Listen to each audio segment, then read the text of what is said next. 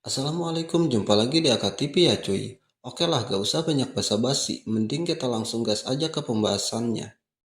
Di cerita sebelumnya, kita diperlihatkan saat dimana Yu Ayong telah membuka matanya setelah cukup lama menjalani pengobatan. Kembali ke tempat di mana Kim Taehyun saat ini sedang berusaha menjauhi pusaran air yang tidak henti mengejarnya.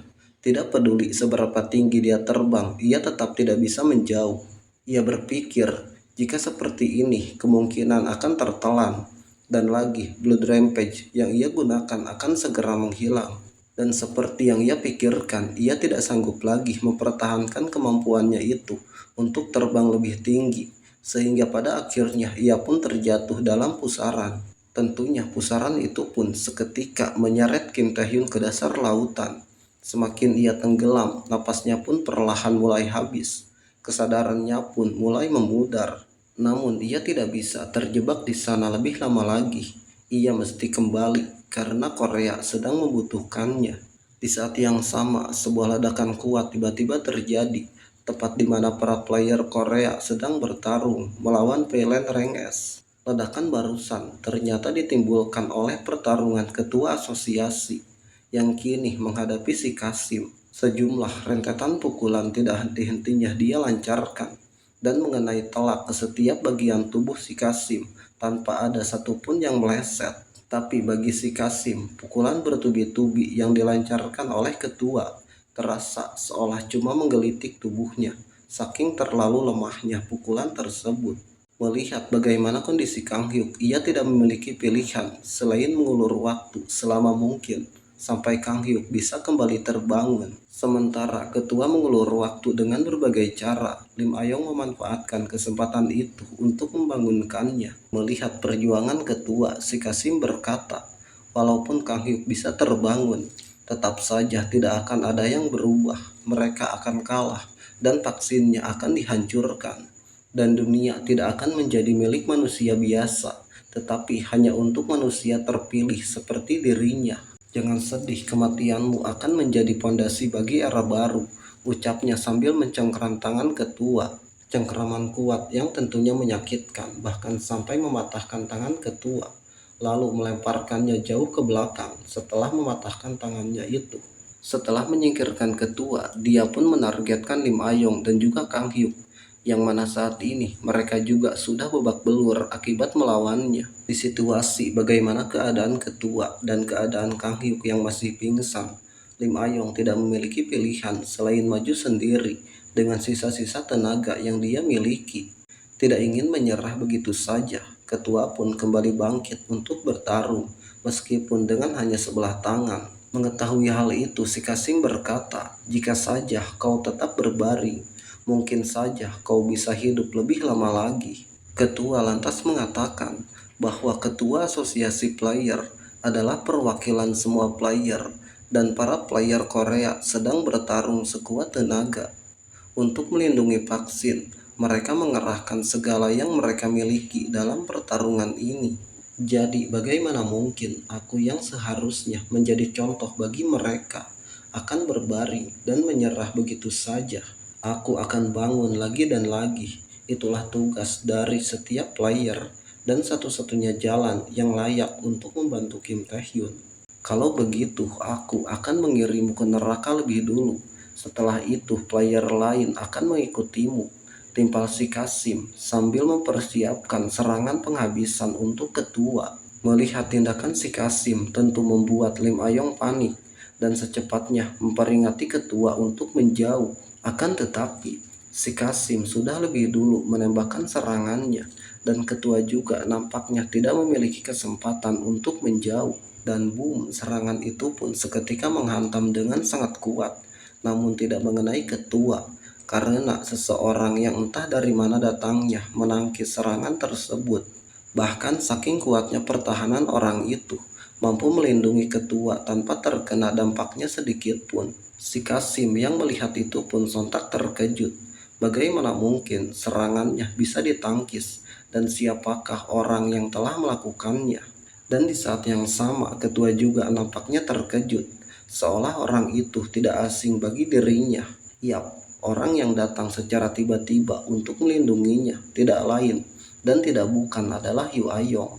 Walaupun ada sedikit yang berbeda pada penampilannya, tetapi ketua masih bisa mengenalinya.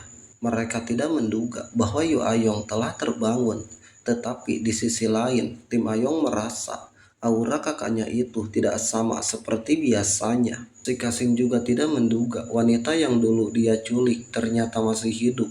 Melihat bagaimana serangannya ditangkis, ia tidak bisa menganggap remeh kekuatan Yu Ayong. Meski begitu, ia sangat yakin selama lawannya di level manusia, maka tidak mungkin bisa menyainginya, sehingga tanpa ragu dia pun langsung melesat untuk menyerang.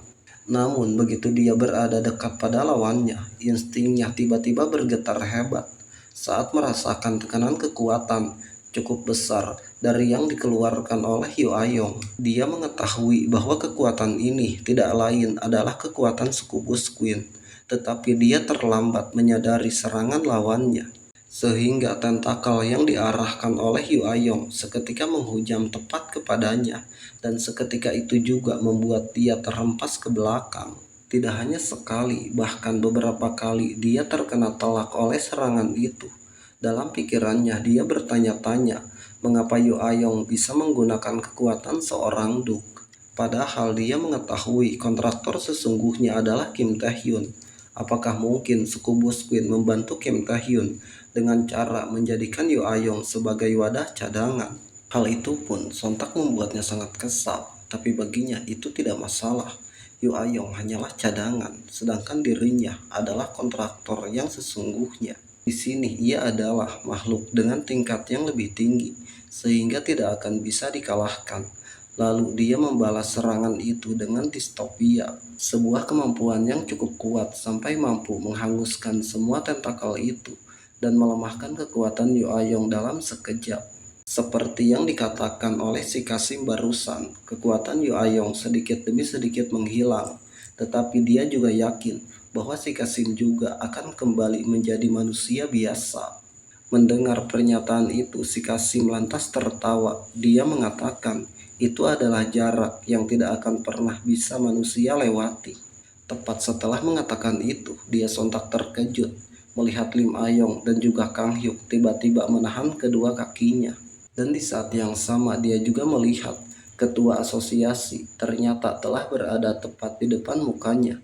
Sambil mempersiapkan sebuah pukulan kuat, ketua melontarkan kekesalannya. Dan pak pukulan itu pun mengenai tepat pada muka si Kasim, hingga membuat kepalanya terkilir dan cungapnya memuntahkan cairan merah. Di saat yang sama, Succubus Queen yang telah mengambil alih tubuh Yu Ayong menyuruhnya untuk menggunakan kekuatan penuh.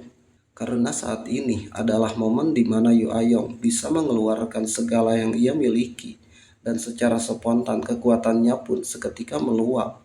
Luapan kekuatan yang sangat besar itu dia pusatkan ke satu titik, sehingga membentuk suatu bola energi yang cukup intens. Kemudian langsung ditembakkan tepat ke arah si Kasim, layaknya sebuah laser yang melesat dengan sangat cepat. Melihat kecepatan serangan yang melesat ke arahnya, tentu membuat si Kasim tidak memiliki kesempatan untuk menjauh ataupun menahan serangan itu. Sehingga tembakan itu pun mengenainya dengan cukup baik, bahkan sampai menimbulkan sebuah ledakan yang membuat sejumlah bangunan di sana tertutupi oleh kepulan asap. Di tengah kepulan asap dan sekitarnya yang telah hancur, si Kasim nampak sangat kesal, namun dia tidak memiliki kekuatan untuk bangkit kembali. Dia berpikir ini sangatlah mustahil. Jika Kim Tae-hyun yang melakukannya, ia masih bisa mengerti karena lebih kuat darinya. Tapi manusia itu cuma sekedar wadah cadangan yang menyedihkan, namun mampu mengalahkannya dengan sangat mudah. Seraya berpikir itu semua sangat mustahil, tubuhnya pun seketika kembali ke bentuk semula. Dia merasa tidak bisa lagi mempertahankan wujud monster dan juga Get secara bersamaan. Karena itu cukup membebaninya berpikir bahwa Min Ji Hong mestinya telah mencuri vaksinnya. Bahkan jika belum, ia yakin selalu ada cara lain. Si Kasim pun memutuskan untuk kabur dari sana dengan cara mengubah tubuhnya menjadi koloni tikus dan dalam sekejap meninggalkan tempat itu. Di saat yang sama, kekuatan yang mengambil alih tubuh Yu Ayong rupanya telah mencapai batas dan kekuatan itu pun kembali kepada Sukubus Queen. Melihat kakaknya yang seperti akan terjatuh, Lim Ayong secepat mungkin menangkapnya, serta yang lainnya juga nampak panik dengan keadaan Yu Ayong. Untungnya dia cuma pingsan. Namun Lim Ayong cukup penasaran dengan kekuatan yang ditunjukkan oleh kakaknya itu. Tetapi tidak ada yang mengetahui tentang kekuatan tersebut. Yang pastinya, jika Yu Ayong tidak menggunakan kekuatan itu, kemungkinan semua yang ada di sana sudah tamat di tangan si Kasim. Dengan perasaan bahagia, ketua pun mengucapkan terima kasih dan meminta Kang Hyuk untuk membawanya ke tempat aman. Tak lama setelah menghilangnya si Kasim, gate yang sebelumnya digunakan oleh musuh tiba-tiba menimbulkan suatu fluktuasi yang aneh dan kemudian menghilang. Bersamaan dengan menghilangnya gate itu, sebuah ledakan yang tidak diketahui sontak mengejutkan mereka. Dan karena ledakan tersebut, sisa musuh yang masih bertarung serentak meninggalkan tempat itu. Mereka yang melihat itu pun seketika bersorak gembira dengan kemenangan yang telah mereka dapatkan. Tidak cuma mengalahkan musuh, mereka juga akhirnya berhasil melindungi vaksin, yang mana vaksin itu akan menghilangkan wabah Grey. Lalu ketua mengatakan bahwa mereka telah berjuang, tetapi belum waktunya untuk merayakan kemenangan karena Min Ji Hong masih belum ditemukan. Dan baru saja ketua mengatakan hal tersebut, sesuatu yang entah dari mana datangnya tiba-tiba terjatuh dan menghantam ke tanah dengan sangat kuat.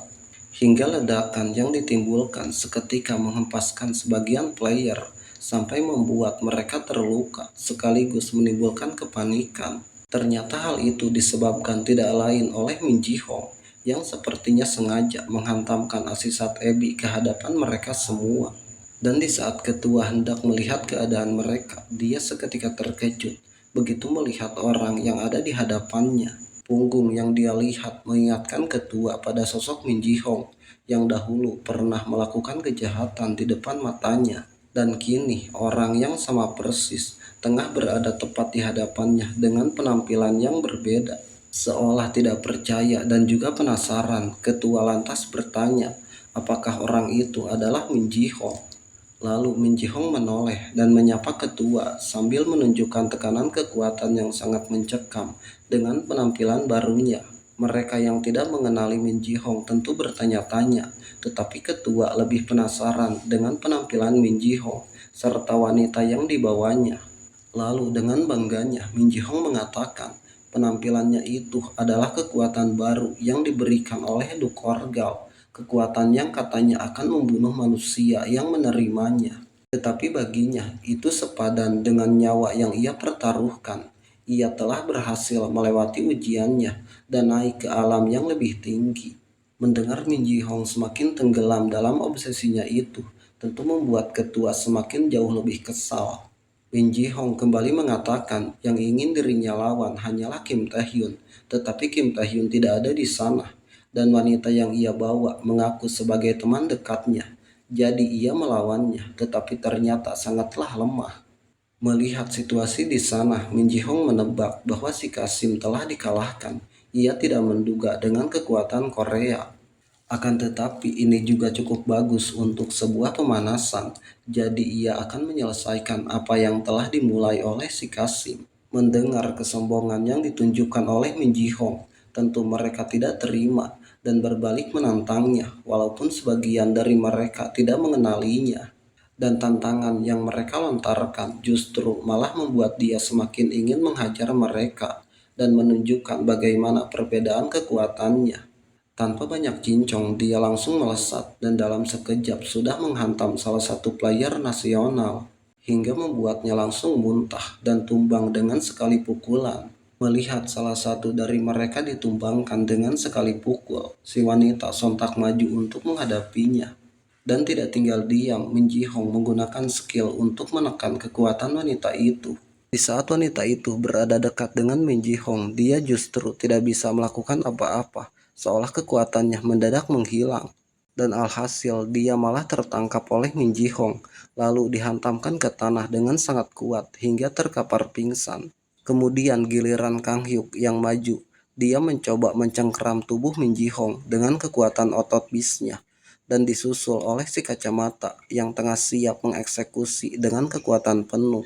Akan tetapi belum sempat si kacamata melakukannya, Min Ji Hong menghempaskan mereka berdua dengan hanya melepaskan sebagian kekuatannya. Dan keadaan kini berbalik. Mereka berdua malah terkena pukulan dan juga tendangan yang begitu cepat dan juga akurat. Tidak ingin hanya menonton saja, ketua pun ikut turun tangan untuk menghadapi Min Ji Hong dikala perhatian Min Ji Hong teralihkan.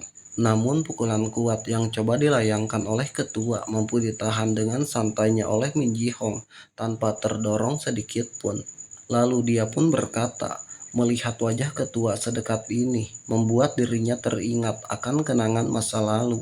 Dengan penuh kekesalan, ketua pun membalas bahwa Min Ji Hong telah mengejar kekuatan yang merubahnya menjadi sesuatu yang mengerikan. Seberapa jauh Min Ji Hong terjatuh sampai menjadi sosok yang tidak lagi ia kenali. Di tengah para player yang menyaksikan player nasional telah dikalahkan, Min Ji Hong bertanya, bukankah ini juga yang diinginkan oleh ketua? Untuk menjadi player yang tidak bisa didekati oleh siapapun dan memimpin semua orang dengan kekuatan ini. Sekarang saksikanlah apa yang bisa dirinya lakukan.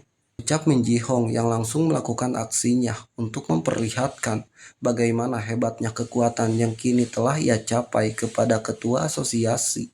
Sedangkan di samping itu, Lim Ayong nampak tidak bisa melakukan apa-apa. Ia hanya bisa menyaksikan sambil tetap menjaga kakaknya yang masih pingsan. Di depan matanya dia menyaksikan kekejaman serta bagaimana kuatnya Min Ji Hong. Satu persatu player yang ada di hadapannya ditumbangkan tanpa mampu memberikan perlawanan sedikit pun. Dengan kekuatan dan kecepatan itu, Min Ji Hong melumat mereka dalam sekejap. Bahkan player nasional sama sekali tidak bisa menghentikannya. Jika tidak ada yang bisa menghentikannya, maka semua orang yang ada di sana pastinya akan tewas. Satu-satunya orang yang bisa menghentikannya hanyalah Kim Tae-hyun. Namun ia hanya bisa berharap Kim Tae-hyun secepatnya kembali. Sedangkan Kim Tae-hyun saat ini masih terperangkap di dalam dasar lautan yang sengaja diciptakan oleh Jormungand untuk menguji kekuatan sang kunci. Bahkan Jormungand juga nampaknya masih menunggu kemunculan Kim Tae-hyun. Ia penasaran apakah sang kunci akan bisa melewati ujian terakhirnya. Nantikan bagaimana kelanjutan ceritanya hanya di AKTV. Semoga terhibur dan sampai jumpa di lain waktu.